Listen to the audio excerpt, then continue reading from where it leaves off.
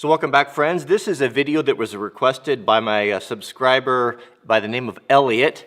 He said that he had come across a tuna can or a sardine can, looks more like a sardine can, survival kit on Amazon and wanted me to do a cheapest survival kit review on Amazon video. So that's what we're going to do today. So I got it here, I ordered it, I think it was about $12, and I have no idea what's in here. Actually, I took the sticker off there so that we could all be surprised together. So let's open it up and see, is this is this a legitimate survival kit? They said something like 32 or 36 items inside, which is hard to believe. I've not had the best of luck with these little tiny survival kits, but you never know. Let's find out. So it's sealed, and that's what's nice. It's going to be all waterproof, so maybe it is a viable option here. So let's start at the top and find out what is inside of here. It is packed tight. I'll give them that. All right, first things first. What do we have here? We've got duct tape. A pretty good amount of it, probably about 12 inches of duct tape. Is it quality duct tape? Because not all duct tape is created equal. Some of it is well, not as good as others, but if it's pretty good duct tape, what could you use that for? Oh, you could patch a tent with it. You could secure something. Yeah, you just can't go wrong with duct tape. I think that's probably a good feature. Next, it's a little sandwich bag. That's nice if you needed to, is it big enough to put a cell phone in? If you needed, a lot of us rely on cell phones for navigation, and most of them are not waterproof, so I like that. That's handy. Also, you could use it as an impromptu canteen. You could put a little bit of water in there. I mean, it's hard to carry water. If you think about it, if you don't have a canteen, how would you carry water? I mean, you're going to cup it in your hand? No. Is it a lot of water? No, it's not a lot, but it's something. I think that's a great feature. Here, let's stick it on there. It's a little bit windy out here. Oh no, get out of here. All right, next we have paper matches, just your standard paper matches. Maybe wooden matches would be a better option. These are a little bit fragile when it comes to moist areas, but better than none. I think that's probably a good option. I don't know that you would even get the wooden matches inside of one of these containers. It's very small. This is actually pretty, this is a pretty cool kit. We have a razor blade. Razor blade, I mean, if you don't have a knife and you need to cut something and you need to do maybe some first aid or dig something out or cut, I mean, that's a great option. I mean, pound for pound, it's hard to beat capability of a razor blade for just, a bazillion different reasons. I actually one time cleaned a fish with a razor blade. It's totally possible. We have in here a little bit of cord wrapped up in some green frog tape. Man, they spared no expense. That's the expensive stuff. This is a braided cord of some sort. Looks like actually pretty good stuff. Could you use it to replace a bootlace or a shoelace? Possibly. I know they probably say in the instructions that it's, you could make some sort of an animal snare with that. Good luck. I don't have a lot of experience making animal snares. But I know enough about animals that it's probably not an easy thing to do, even for experienced guys. But that's handy. Very small. Maybe they should have put a little bit more. It would have been nice to have 5 or 6 feet of that, but better than nothing. We've got 2 safety pins. Those are super handy. One time I fixed a backpack strap, hunting that had come unstitched. I had several of these in my kit. These are not very high quality ones. I mean, you can feel the spring on there. They're pretty cheap. But you've got a large one and you've got a small one. I have also read in survival books of guys saying that they've actually caught fish with these. I'd like to see that. I don't think that maybe, I don't know. I'm not thinking that that's going to happen. We've got a tea light. A tea light. This is really good. My granddad, he always carried one of these in his hunting pack, And sometimes when we had wood that was, you know, if you're hunting like in the fall and there's a lot of snow on the ground and everything is wet, you know, even if you have good matches, it's hard to get a fire going. You could take this little guy or a little broken end piece of a candle, put it at the base and put some, you know, put some wood and tinder around it, and that will burn a long time. Not to mention having a little bit of light. I should tell you the story about my friend Charlie who got lost in a cave for 5 days. That's a whole nother story. This is nice. This is actually kind of unexpected. This is brass snare wire. This stuff's actually kind of, is it really brass? Is it solid brass? I think it is. This stuff's actually kind of expensive. This is, oh man, I mean, if you need to repair, this would be a better thing to repair something with, to use it like a really heavy duty sewing string or wire, or man, just having a piece of baling wire or something like that is beyond handy. And they gave us quite a bit here. How much is that? It's a chance of me getting that out without tangling it. There's 3 feet there, I'll bet. That's really nice, very nice. We have these little guys. What are these? These are, I imagine these are fire starters of some sort. Well, let's wait till the end and we'll test those to see if they work. So here we go. We've got redundancy. And they're matches and they're wax coated. Or they feel like they're wax. Yeah, they are wax coated. Someone has dipped the tips in these in wax to keep the sulfur and the igniter from getting ruined. That's kind of a nice surprise. I like redundancy. When I put together survival kits, I always have at least 2 and preferably 3 ways to start a fire, because I don't really trust these. I'll take lifeboat matches, I'll take a steel or a ferro rod, and I'll take a lighter, like a big lighter. We have, you know, this is actually a pretty good kit here. We've got a big roll of thread here. Is there a sewing needle? I mean, there's a lot here. I don't know. There's probably, I'm guessing, it could be 25, it could be 50 feet of kind of a high tensile. How strong is it? High tensile sewing thread. Not super strong, but it is strong enough where you could definitely fish with it and definitely do repairs. That's interesting that they've tripled up and doubled up on things. Double fire, tripled up on cordage. This is some sort of a really soft nylon cord with like a bread bag zip tie on it. And there's quite a bit here. There is probably, I'm going to have it all tangled here. There's probably 25 feet on that as well. Very nice. What could you use that for? Oh man, sky's the limit. Nails. That's an interesting choice. 2 nails. What could you use the nails for? I don't know.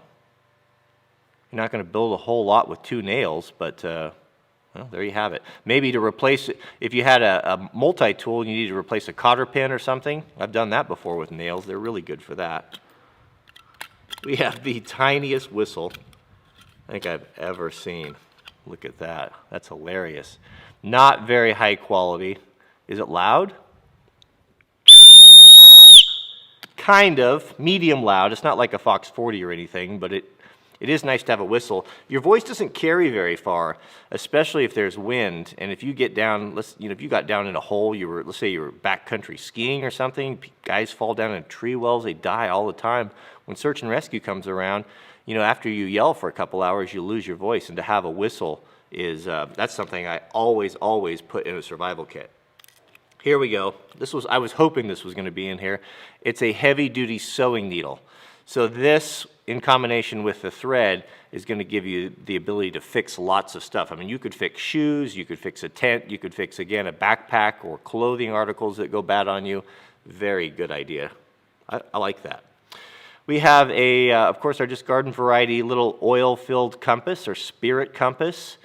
The reason why they used to call them spirit compasses, because they would put alcohol in them, not water. If you ran water in there, they would freeze and they would crack. So alcohol, as we know, won't freeze.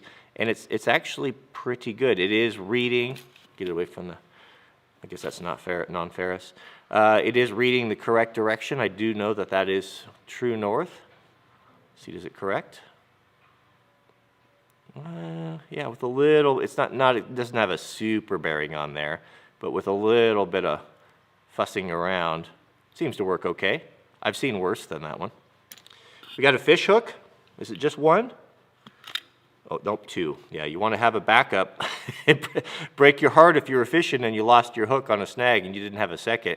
Yeah, maybe a half a dozen with some lead sinkers. I mean, they've got the room in there and it doesn't cost very much, so that wouldn't be bad. The bad thing about the tuna can survival kit is that you can't augment it. You know, once you open it, it's not going to be sealed. I guess you could tape it up. This here is it's a pencil. Well, that is clever. It's a pencil with a pocket clip, and it's made in Japan. So it's not, it's not super, it actually feels like pretty good quality. Nice to have a pencil. One time, or many times, I think I've seen, we used to hunt or have big hunting camps. Our family was really into that. If someone wasn't able to get back to camp in time or was having a problem or needed to get information, having a pencil and a piece of paper, being able to leave a note that say, I was here at this time, or I went down this trailhead. I mean, you could take the thing and you could put it in the plastic bag, and you could use the string and you could tie it there in a real obvious manner to leave a message of where you went. Not only that, but you have the paper to help start fire. So we've got a nice piece of paper on there. I like the pencil. That's pretty nice. I might keep that in one of my survival kits here. We have one of these guys. These are, we've all seen these before, kind of a credit card type survival kit. Quality-wise, they're not great. There's not a whole lot you could do with this, but it does have a point, and I guess if you needed to scrape or pry something, you could do it. We've got a saw there, and I've had limited success with those guys. Yeah, I don't know. I don't know that that's as handy as the razor blade, but I guess you could tighten a screw with it. You got an end there, you got a small measure on it. Don't have any idea what that thing is. Lanyard hole. It's all right. Well, there's something else in here too. Now remember, here we go. We have an explanation here. So there are 11 things on this. There's a can opener. Okay, I see that, right there, that's can opener. Knife edge, screwdriver, ruler, bottle opener right there. We've got a butterfly wrench. What's a butterfly wrench? I don't know what a butterfly wrench is. We've got a saw blade, of course, a sundial. Who knows how to use a sundial? If I had to go out and to use this as a sundial, I would be a little bit at a loss, as I don't know how to do that. 2-position wrench and lanyard hole, so that's it. Not really any instructions on how to use anything, but there it is. Love it or leave it. We've got 2 zip ties in here, or not zip ties, but the little bread bag zippy ties. I don't know what these would be good for other than keeping your bread from getting stale. A couple of zip ties would be a better addition to this, more useful, and they would curl around in there, and they would certainly fit. We have, signaling mirror. Is that legitimate? Probably not. I mean, yeah, I mean, you could get some flash off of it, but without having the aiming hole in it like a proper signaling mirror, that would be difficult to use. I'd rather this be an extra $5 or $10 and put a real signaling mirror in there and some of the other upgrades. And then finally, in addition to the can, we have some basic survival kit. You know, this is good just psychologically. Sometimes I've actually been lost. I've spent the night out elk hunting one year, and I was kind of lost. Primarily, I couldn't get back in time, and I thought, well, wandering around the dark is going to be up. My chance of getting lost or getting hurt was going way up. So what helped me a lot was having a plan and things to do to keep your mind occupied, because it's pretty scary. I mean, you hear things at night. I was up all night, kind of stewing and worrying about stuff because you didn't know what was going on. So having a plan and kind of having something to read and to keep your mind occupied is very, very handy. And it looks like there's some pretty good stuff in here. Some pretty basic first aid kit or survival kit stuff. Is there anything else in there? There's not. All right. So before we go, how are you going to strike these matches, these wooden matches is the question, because some of these you have to have the striker to do that. So I don't know if they would strike on a rock. Let me go grab a rock and find out if they work. Okay, so here's a rock, kind of coarse. Yeah, I don't know about that. So I guess maybe what they're intending us to do here is to use, can we use the striker on the back of the, yeah, that's the problem with these. They're just not very good matches. I don't know. I think the only value that they're going to have is, oh, there we go, we got it. Yeah, I was about ready to trash it. Does this stuff burn?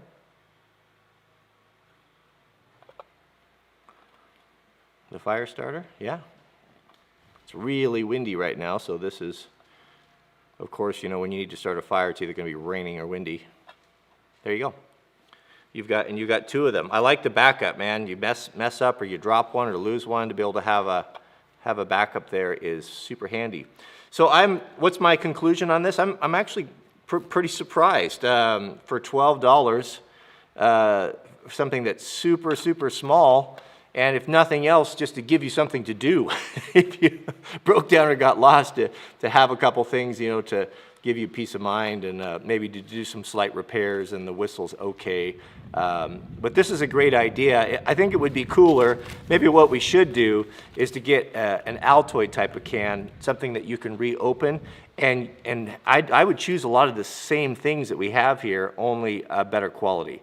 Maybe better quality a whistle, a real signaling mirror, and I don't know, maybe, probably a knife. I'd probably rather have a knife than this. Something, maybe a tiny, like one of those itty bitty spider codes that are, you know, they're kind of useless, but at least they're a real knife with a real steel on them. But overall, it's pretty good. Not too shabby.